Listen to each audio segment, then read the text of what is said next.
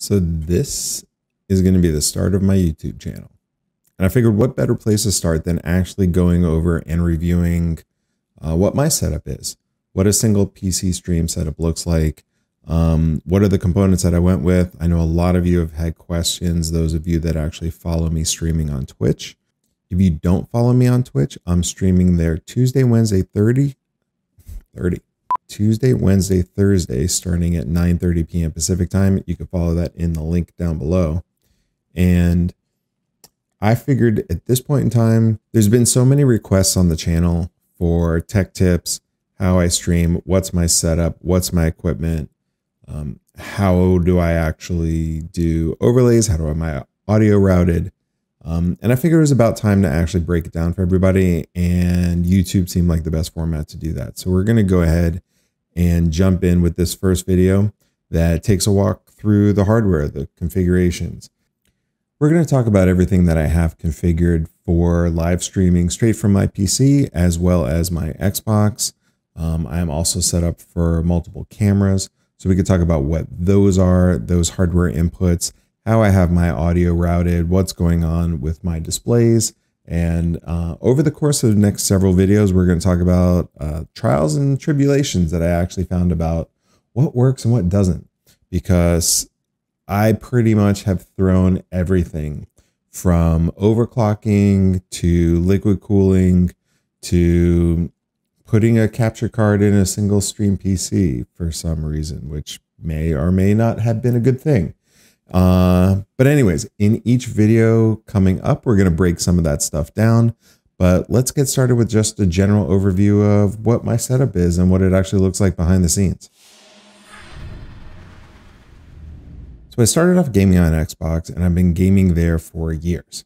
And for those of you that know me, you know I play Destiny pretty heavily, and with Destiny's release on PC, that got me looking heavily into what it would look like to move to PC, get out of 30 frames per second, jump up in the frame count, jump up in resolution. And I took a series of steps to get there. I decided at the time I wanted a PC that would last for as long as possible. So I bought the best tech I could at the time, which included an i9-9900KF. I went with the KF because I was interested in overclocking, and I read some reports saying that the KF versions, which actually come without integrated graphics, ran at a slightly lower temperature and had a little bit easier time overclocking than the standard K version. So I took a chance on it, see what happens. We'll dive into what went on with overclocking and the issues I faced in a different video. So in addition to the i9-9900KF, I went with a ASUS ROG STRIX 2080 Ti OC. So I wanted to have the option to not only overclock the CPU, but overclock the GPU as well. I went with 32 gigs of Corsair Vengeance Pro RAM and a Samsung Evo 1 terabyte NVMe M.2 drive. You know, one of the things that I always tell people is that when you're actually speccing out a computer, it's really important to balance your hardware. You don't want to be bottlenecking on your CPU. You don't want to overspend on your GPU. For myself, I actually went all top of the line at the time of purchase because I wanted it to last me years. I didn't want to have to be piecemeal upgrading along the way. I knew, you know, even just now that the 10 series came out, I already have to get rid of my motherboard and would have to swap my motherboard to upgrade that. So by having all of those components, I don't have to touch this PC, hopefully, for what seems like potentially 3 years was really the goal. And, you know, from there on out, I'll build another PC along the side and we'll see how that goes. And we'll probably do that on stream as well to see what that actually looks like. But I see so many people these days that will overbuy on a GPU and then go with a 2-year-old CPU. And what you're doing is you're creating inequities. You're putting money in the wrong place. You're essentially not balancing out your components because you're always going to be chasing your tail with, oh, I can't push my CPU fast enough to deliver the frames that I need to my GPU.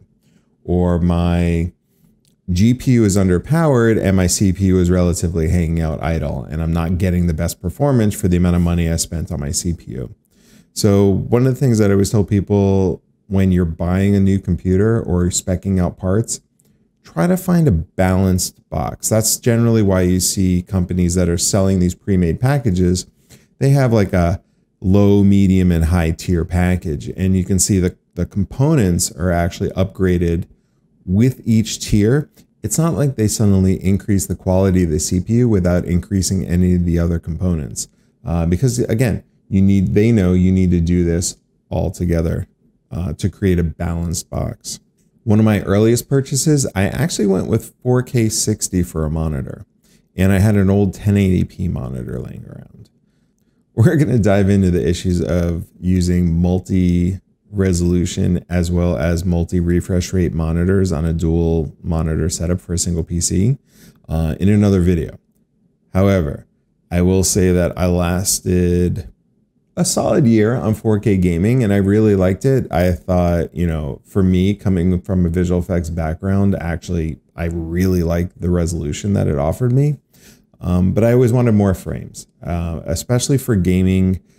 More frames, the better. Normally, in any other format, I actually tend to prefer like 24 FPS for film. You know, there's something about persistence of vision and the way your eye actually interpolates the frames that gives it a smooth, kind of warm feeling. In gaming, I feel like you really want the opposite. The higher frame rate, the better. Obviously, there are limitations to what people can perceive, and we'll cover that as well at some point. But for now, what I've ended up doing, and I recently, you could almost call it a cross grade, I switched to two 1440p monitors running at 165 hertz. That does pose some issues and challenges with streaming, mainly related to the refresh rate and how that syncs up with a 60 frame per second stream. Again, a topic for another time. So let's actually go behind the scenes and take a look to see what it is I have here. So this is what we have actually set up at the desk. So there are 3 monitors, one being a laptop, and then we've got our 2 ASUS 1440p monitors running at 165 hertz. We've got a Razer keyboard, 3 StreamDecks, just because why the hell not? I am currently using a Yeti mic. However, that is probably something I'm looking to upgrade and going for a full XLR. One of the things I am doing, oh look, there's Baby Yoda. For those of you that watch stream, Baby Yoda has not sprouted yet. But moving on, so we've got a mixer here, and the mixer is the Yamaha MG10XU. Now, this mixer is actually only used for my monitoring. Everything else is actually done directly in Streamlabs OBS.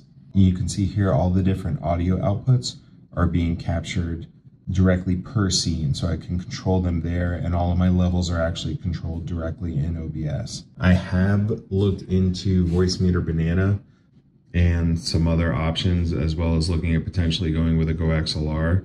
The thing that I like most about actually using an independent mixer is the fact that I can adjust my audio levels completely independently and at any point in time without touching the stream audio levels. So that's something that I really like.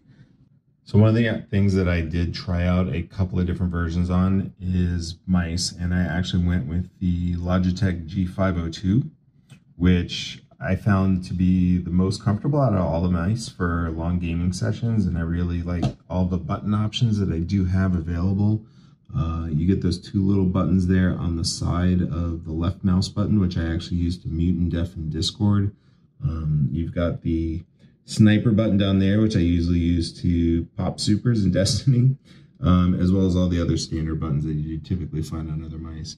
I did try the Corsair M50, and while I feel the size actually fit my hand really well, I had some issues with where my hand was actually cramping up over gaming over long periods of time, and I'm not exactly sure why that is, because to be honest, it It felt more comfortable than any other mouse I used. However, over long periods of time, it gave me some issues.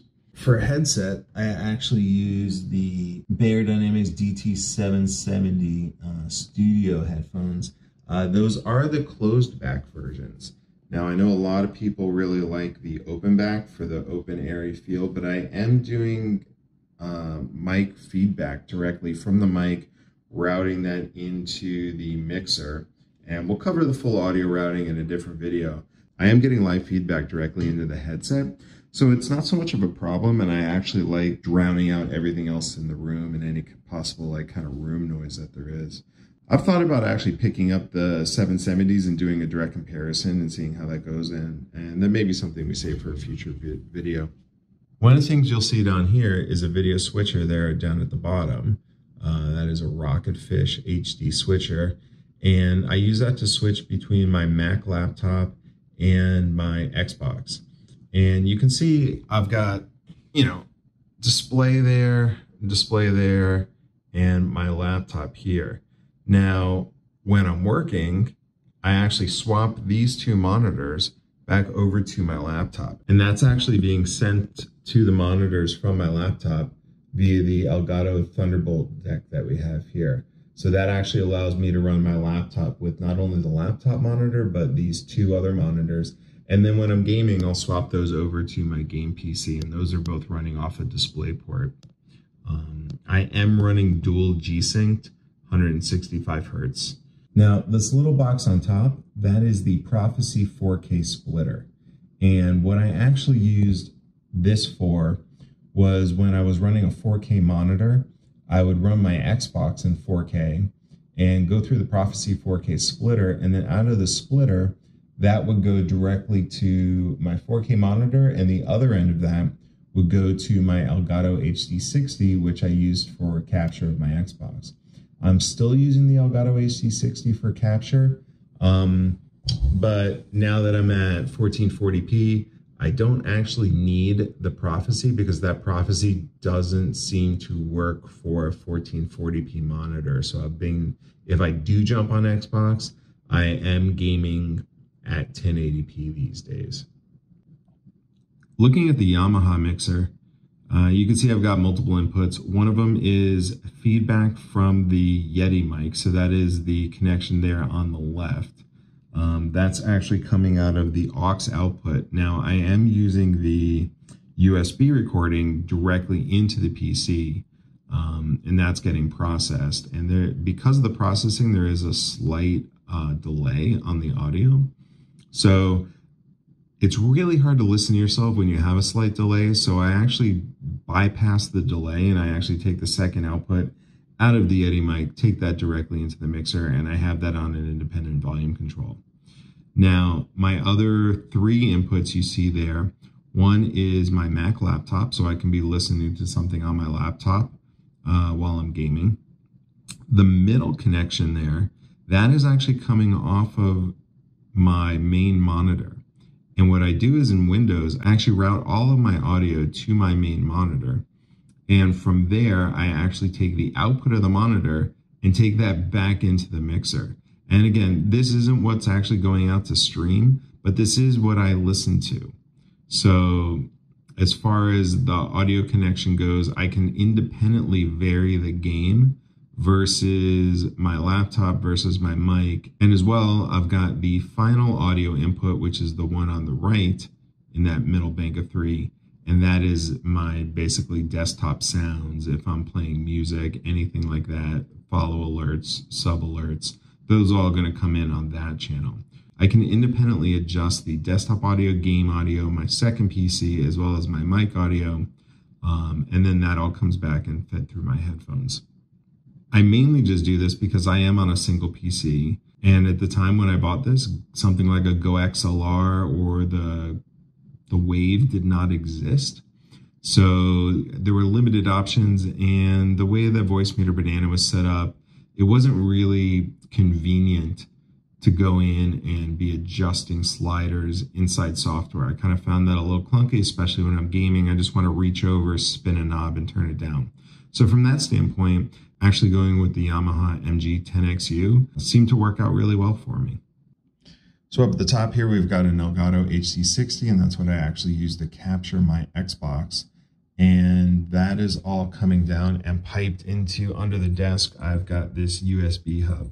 Now it's a little cluttered down there, but I tried to do my best to cable manage everything. And you can see all of the lines here coming up. I've got the Elgato stand for the camera, which we'll take a look at in a second, as well as both monitors on monitor arms. Now it's all running to that PC in the back, so that some of these are actually fairly long runs. And that's where I actually ran into some issues with running DisplayPort cables that long. The standard rating for DisplayPort cables is, I believe, 10 feet and under. I think most standard cables come in at around 6 feet. And this ended up being about a 16-foot run to go from the PC in the back along the floor, you know, up the back here and up the monitor arms to each of the monitors. So I actually found some cables that are from Cable Matters, and they are directional cables. And from what I understand is they pipe in a little bit of power back into the cable. They are unidirectional, so there is one end labeled PC and the other end is labeled for the monitor. They work great. I have not had an issue. I've got it running on both my monitors here, and I'm able to do 165 hertz G-Sync at a distance of roughly 16 feet. And these are, if I remember correctly, 20-foot cables, but I'll have the link in the description to the exact ones I purchased. Now, you can see right here, this little box that is going in, coming off of the input for the microphone. That is actually a ground loop isolator. Now, when I plugged everything in, I was actually getting a hum, and it was coming from a couple of different places. So I actually have several ground loop isolators. One's actually taped up under the desk, but this one here is actually just for the Yeti mic, and it just fit there, so I left it. These things are really cheap. I got them on Amazon, and they pretty much were plug and play. They worked right out the gate. So if you are having any kind of hum or any kind of feedback in your audio lines, look up ground loop isolators. They actually do wonders. You can see here on the back of the Yamaha mixer, there is actually a USB output. Now, I could be using this to live mix my stream if I wanted to, and I know that's how a lot of people actually use the mixer. But for me right now, currently, I am mixing all of my audio directly inside of Streamlabs OBS, and I'm just using this for personal feedback. Now, the camera that I have is a Sony a7S Mark II, and I've got it up on an Elgato stand. For a while, I had this on a tripod, but it really kind of got in the way. It kept getting bumped. So what I've done is I've actually gone through and set up the Elgato multi-stand, and it's actually pretty great. It's really flexible. I really don't move it too much. And I am running a Sony, oh, there's my dog. Hi, Jojo. I am running a Sony 28-70 lens that I generally keep in actually right around a 50 mil. Because I like that shallow depth of field look that you actually get in the background. Now, this light panel that I got, it's actually just a standard light panel that we use for videography, and it just mounts to the shoe of the camera. So if you do have that and you don't want to go for a full ring light, you can opt for that. Now, typically I run my setup really dark, and that's a nice advantage of the A7S Mark II, is the fact that it does incredibly well in low light. So just to give you an idea of how dark I normally stream at, just because right now this is all very bright, we're going to bring this light all the way down. I'm going to turn the room lights off. And this gives you an idea of what the stream generally looks like, or the room looks like when I'm streaming, and how dark it generally is here. Everything is pretty much backlit. Got a little bit of lighting coming off of the PC, and I do have some hue lights that are uplighting the room. You can see one there on the desk, and there's a couple back beyond the PC, and there's one actually taped to the monitor. I'll come over here and I'll show you that. There's actually one right here. You can see the light hitting my hand here. There's one on the monitor arm that's actually shining over the mixer so I could see the mixer while that's all going. But this is generally how dark it is in the room when I'm streaming at night, so I keep everything pretty dim. This is generally the setup. Now I will say, I'll talk a little bit about why I've got 3 stream decks. To be honest, I got tired of actually trying to switch through scenes constantly, and I figured, I looked at going with optionally the XL version, and the issue with the XL is that even though you have extra buttons, I would still be switching folders and pages to actually get to different versions of things. So one of the things I wanted to do is actually be able to switch these items independently. So for example, right now, in this center one, I actually have monitors that are actually showing what my current CPU temps are. But I could swap this to, say, my scene actions and things like that without having to adjust my overall scenes or my soundboard if I wanted to use that. So I actually found this overall, I like the flexibility that this gives you. And, you know, it was my birthday and I decided to splurge. Now for the PC, I'll post up some pictures so you can get a better look. But here's the PC in action. It is liquid cooled. I went with all EK components. And one of the things I try to do is actually stay with as few as manufacturers as possible. So ASUS, Corsair were basically my main components of choice. I did have some issues that is still ongoing with the RAM, and we'll talk about that when we talk about our overclocking video. But for the most part here, I'm really happy with it. This is my first, these were my first bends, and I think it came out pretty nice. We've got our Ghost here in the corner, and I do have some sound tiles, and I have to say this room is incredibly echoey. I've got hardwood floors, no rugs, because the dogs tend to pee on them. And so I actually went ahead and put a couple of sound tiles up. We've got sound tiles there, just right around the PC. And then if we come over here, I've got some sound tiles right along the side of the wall there. And I tried putting some additional ones behind where I'm actually speaking on mic, and they didn't seem to do too much. In fact, they actually seem to make things slightly worse. Now the chair is a Herman Miller. I can't say enough about getting a chair that won't hurt your back. I've sat in this type of chair for roughly 20 years working in visual effects, and sitting at a computer day in and day out, you can actually do damage to your spine and your tailbone. And when we started all working at home, one of the things that I did was I was like, oh, well, I'll get like a gaming chair, mostly because I like the idea of having a memory foam based chair. I like the additional support it had up top. And so I went ahead and purchased that. It lasted me about 6 to 8 months. And I generally started having tailbone issues and other problems that I'm just like, I can't do this anymore. I was literally going to bed in pain because, again, I work here all day and then I'm streaming at night. So for the amount of hours that I actually sit in this chair, I decided, I was like, okay, I'm gonna bite the bullet and actually just go with the Aeron chair, because I knew from using it at work, it was something that I never had issues with ever in my life. It was never a problem until I got another chair. So I went ahead and picked one of these up, and I absolutely I never regret it. Again, for the amount of hours that I actually spend in this chair and the amount of money that people normally spend on, say, a mattress, I would highly, highly, highly not skimp out on a chair. It literally will affect your health. One of the things that's actually a new addition, and I was able to do this because this is my old camera. This is a Logitech C922, and I actually have that set up on a GoPro arm that is attached to a cable shroud that I actually built, and I'll pull back and take a look at that in a second.